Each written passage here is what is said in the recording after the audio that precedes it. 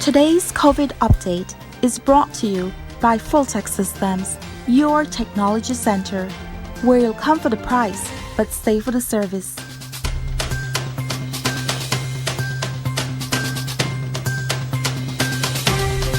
We are back, and if you're joining us right now, we're getting our second conversation for this morning started, and we are talking all about how to market yourself.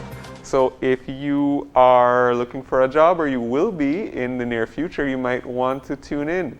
So this morning we are joined by Danae Fairweather, who is a training facilitator at BELTRAIDE, and we're going to be talking all about how to prepare yourself. So good morning. Good morning. Thank you for having me. All right, thank you for joining us. This is a really timely and important topic given how things in the economy and how the job market has been over the past, let's say, year and a half or so. Right. And what have you been getting from perhaps the public or people you interact with that this skill is something, or this type of preparation is something that's really needed right now? Yes, we definitely have. We have a lot of people calling in, asking us when we're doing our next job training, are there any jobs available, or what type of trainings we're having or we're about to have, because people are looking to see what is out there and they're looking to get training in any area so that they can market themselves. I mean, we could dive into the numbers of unemployment right now, Right. talk about how serious the situation is. But for today, what we're looking at is the fact, one, that there are jobs available, Right. that there are people who are looking, and it's trying to help people who are looking how to get themselves. I mean, any vacancy is now receiving so many applications that you have to stand out. Right. So let's talk about some of the tips there. Right. What are some of the things people have to take into consideration? Okay, you definitely want your resume to stand out, because that is what will get you through the door to get the interview in the Yes. first place, right? Because every hiring manager will have, as you said, dozens of resumes coming to their table. You want yours to be the one that they will look at and say, this is the person I want to call to come in for an interview. Yes. What you want to stand out among the competition is, one, you want to tailor your resume to the job that you are looking for. I think that is a big mistake some people make. They feel like their resume has to be long, or it has to have And include everything. Include everything, have all this information. And that's actually, you just want your resume to have what is specific to the job that you are looking for. Yeah. Right, so focus your educational background and the experiences that you have. Think of the experiences and the educational background, your studies, anything that relates directly to that job that you are looking for. All right, so that's tip number one. Right. Tailor the resume. In other words, change it every time you send it out to the job Right. that you're applying for. Right. Importance of cover letter. Cover letter. What's your take on that? Some companies don't ask for a cover letter. Some do, but a cover letter, I think, is still important to have one that stands out, have one that is very brief, not too long, because again, people don't want to read something that is too wordy or too much, that takes too much time, because again, if you're having dozens of papers in front of you, you want something that you can quickly look at and see where that person is. Your cover letter is just giving the hiring manager some insight in what is in your resume, and they will get more details of what of your experiences when they read your resume or when they invite you in. So your cover letter doesn't have to be very long. Actually, what's occurring to me now is that, while we talk about the application process, I think we may have even skipped a step. How do we look for jobs? If we're looking around, where are the best places to look at if you are, looking for employment? I think when you're looking for jobs, it's best to look in different corners. Yeah. Definitely searching online, going on Facebook is good. If you know about particular companies that are of interest, you can keep track of their website, of their pages to see if there's anything. You can even call. I know the standard ways for people to actually go in door to door and have their resume on hand and their letter. But I know in the pandemic that might not be what some people want to do. So looking at the different companies that you know about, or going on Facebook, job seekers, and looking at the jobs that are out there. Also, we do get calls as well. At BELTRAIDE, we do get people who call us and ask, do you guys know about anybody that's hiring and things like that? Especially for our participants that we have trained. We do, if we see anything that pops up, we will let them know, oh, we see this vacancy at this place and you can go ahead and apply. In the case of the people who we have trained, if some companies reach out to us and ask us if we have participants that would fit the jobs that they have, and we would. So if people want to headhunt, they can contact BELTRAIDE directly? Yes. Okay. It's particularly for persons who have taken some of your courses. Yeah. There are vacancy notices everywhere. I mean, I think that the days of waiting on the newspaper, those are over. It's online. We get quite a number. We have our community billboard, and we have the regular ad breaks where we have vacancy notices all the time. So it's kind of being attentive to what's happening. I have a question in what jobs you should apply for. When you see something that you're either overqualified for or underqualified for, what's your take on that? All right. I think, so a lot of the times people might think that they are underqualified for a job, and they might not be, because sometimes maybe a job has, they require, let's say, an associate's degree with maybe a year or two experience, but maybe you don't have that. Maybe you only have your high school diploma, but some people might have their high school diploma and have 5 years experience, or 6 or 7. And so I would say in that case, you can still go ahead and apply if if the amount of experience that you have compensates for not having that degree. So I think, yes, you want to apply for jobs that you are qualified for, but you also have to look at, don't limit yourself. Right. If they ask for 3 years experience and you have 2, I would still, go ahead and apply. If they ask for a bachelor's and you have an associate's, but you have 8 years experience, go ahead and apply. Go for it. Right, definitely. Now, looking at the overqualified part, where a lot of people have lost their jobs from even middle management or management positions, some people just want to work. Now, should they, or how do you go about approaching that when the HR sees the resume, they're like, whoa, you're too much for this job. How do you approach applying? That one, I think some people are okay with applying for a job that they are overqualified for, but maybe they think, okay, well, this is just temporary until I can look for something else.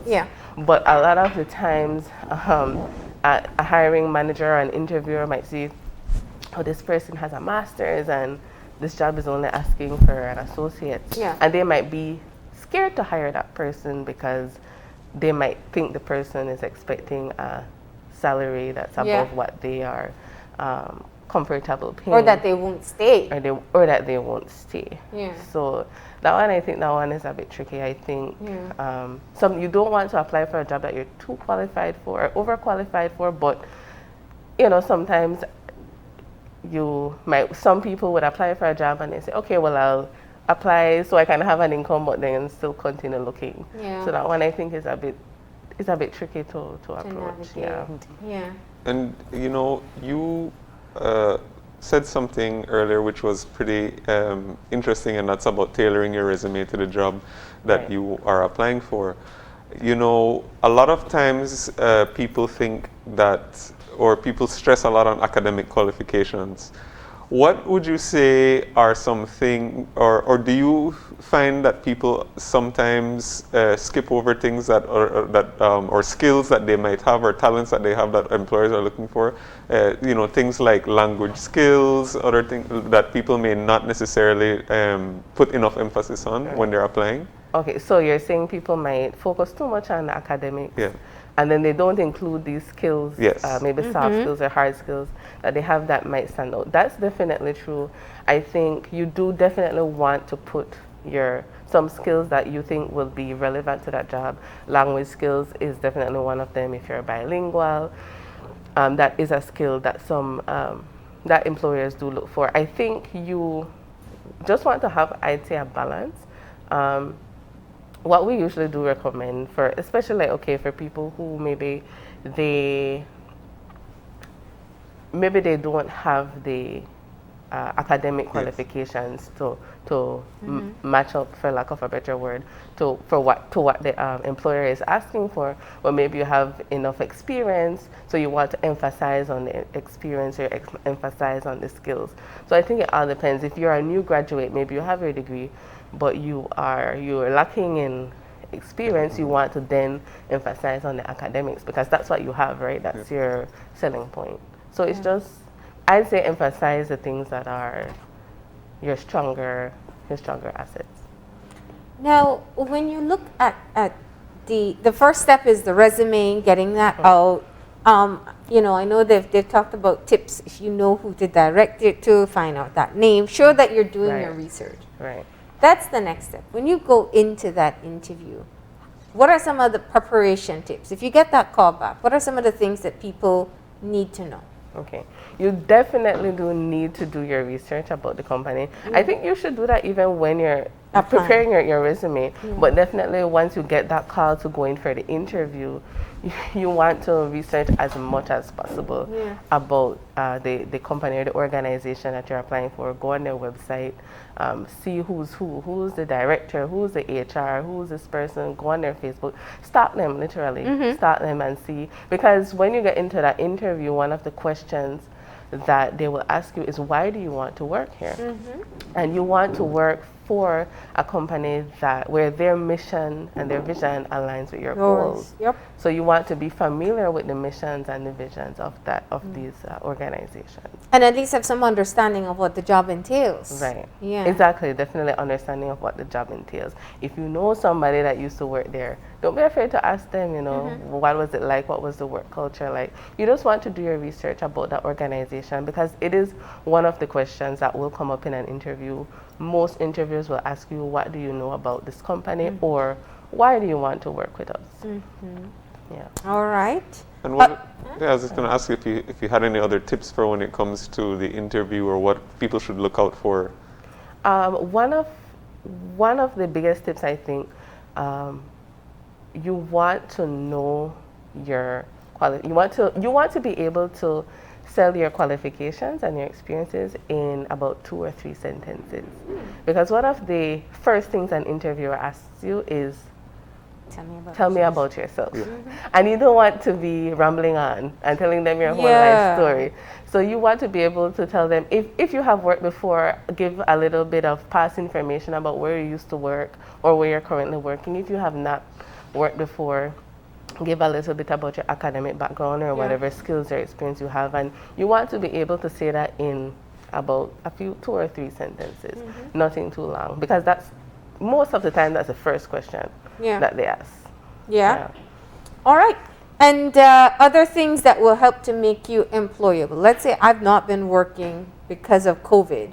Right. You know, or, you know, should I be taking courses? What can I do to kind of beef up my marketability? Right. You can definitely take some courses if you haven't been working, or if you maybe don't have educational experience, or you didn't finish school or anything like that. You can take some courses. There are certificate courses. BTech does offer courses as well. Some of our courses are free, and so you can definitely take courses and put those on your resume, because especially if it's a course that's tailored directly to the field that you're going to work in, it will definitely make you more marketable. What about social media?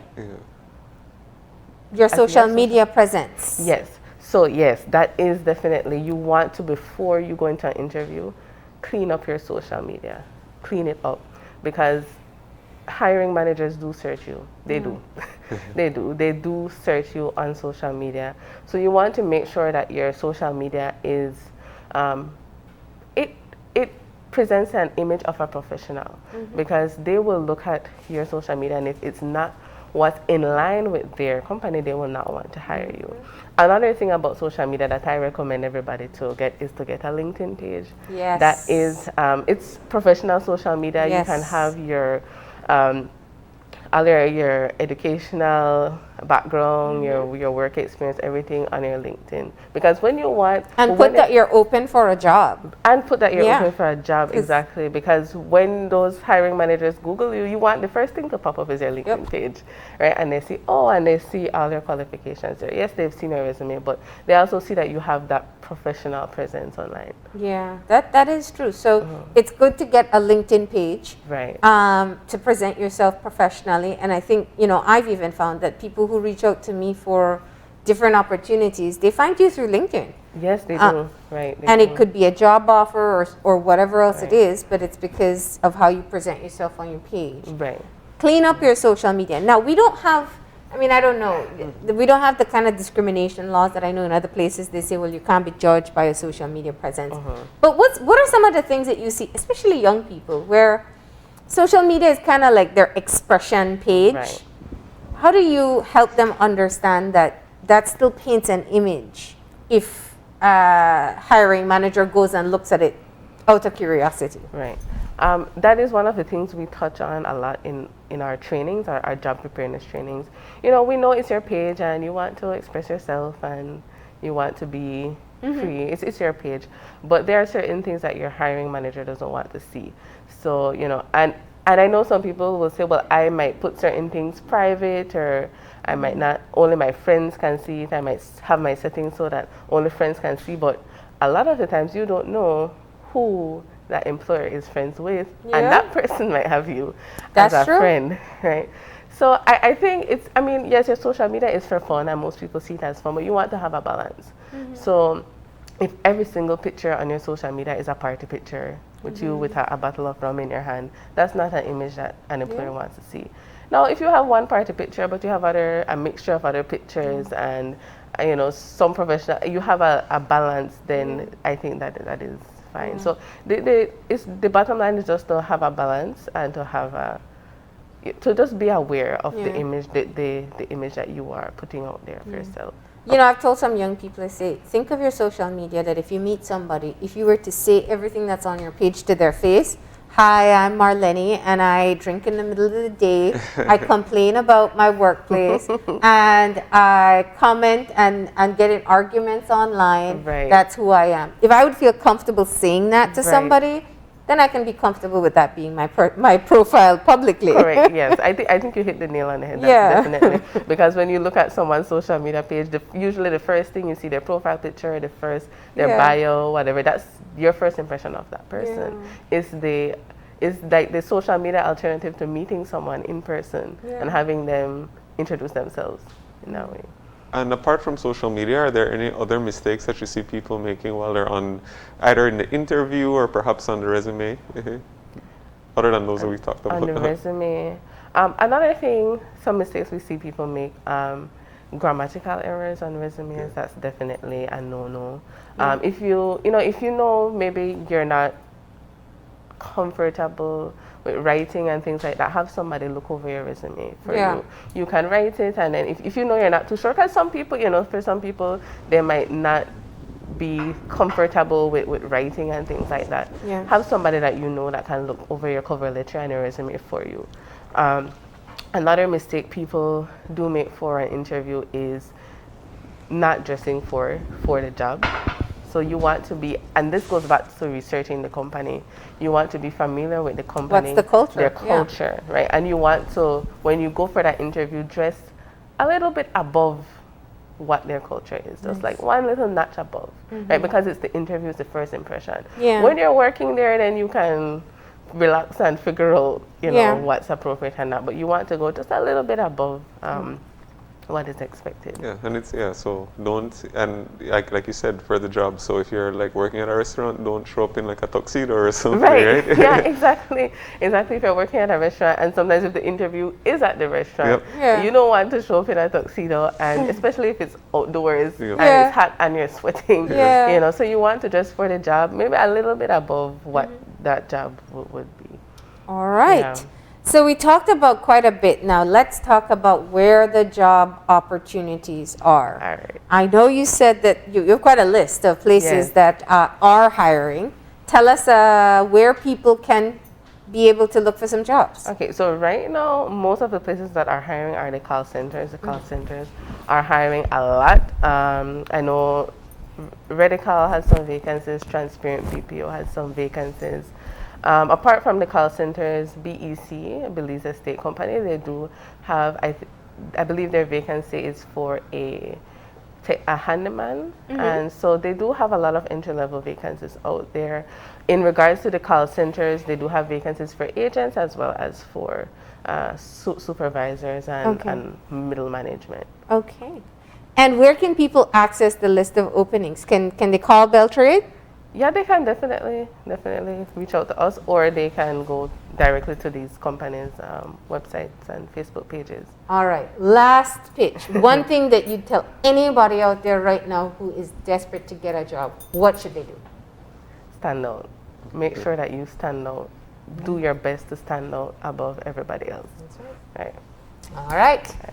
Thank you so much for coming in and Thank you. providing these tips for us. Of course, there are training opportunities available at BELTRAIDE as well. Another way of being able to increase your marketability as you go about on your job hunt. Thank you, Denny. All right. Thank you so much.